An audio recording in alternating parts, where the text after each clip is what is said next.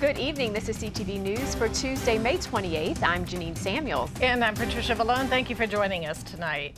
A cloud of controversy is swirling around Silver Hill Fire Station number 829. This after a spokesperson tweeted out that 8 career firefighters have been taken off emergency ops and put on administrative duties. The department is not putting out any other specifics, saying the incident is under investigation and there has been no impact on service.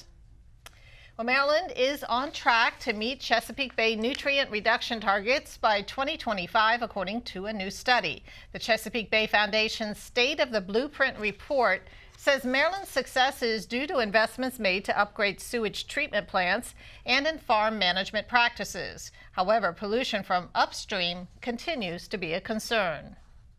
Pennsylvania has been kind of consistently underperforming. They did not make the commitments either in their legislation or in their funding sources to be able to commit to the amount of load reduction they need to do between now and 2025. And so this is the first time the Chesapeake Bay Foundation is actually using the word litigation, that we might actually really try to force EPA and the state of Pennsylvania's hand in making these reductions happen. And that full report is available at cbf.org/State of the Blueprint. Starting this weekend, it will be lights, cameras, and infractions as roving speed cameras are coming to Route 210. June 1st is the rollout of the devices that will operate 24/7 and moved to various locations along the 13-mile stretch of highway that goes into Charles County. Some say the roving eyes are long overdue. There have been more than 60 deaths on 210 over the past 10 years, including the crash last year that killed 3 small children who were heading home from church. In other news, a 26-year-old Chillum man is killed in a drive-by shooting. It happened early yesterday morning in the 1500 block of Chillum Road. According to investigators, the victim, Cyril Briscoe, was in the car with several other people when another car pulled up and opened fire. Briscoe was pronounced dead at the scene. Anyone who may have information is asked to call police.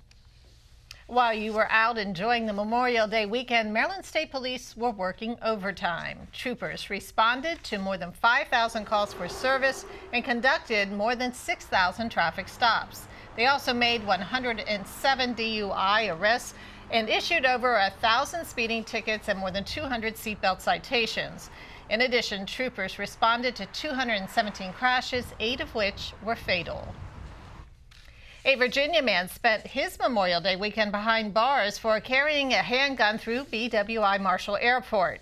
The incident occurred on Friday when TSA officers found a 9mm gun in his carry-on. The unidentified man told officials he normally takes his bag to the firing range and didn't know that he had the weapon with him. It was the 3rd gun arrest at the airport in 3 days. Friday's arrest marks the 14th time a handgun was found by TSA at BWI Marshall this year. The Maryland hiker missing in the forest in Hawaii for 17 days reunites with her rescuers. Amanda Eller from Mechanicsville in St. Mary's County was rescued on Friday the 24th. Last night, she had an emotional reunion with the people who saved her life.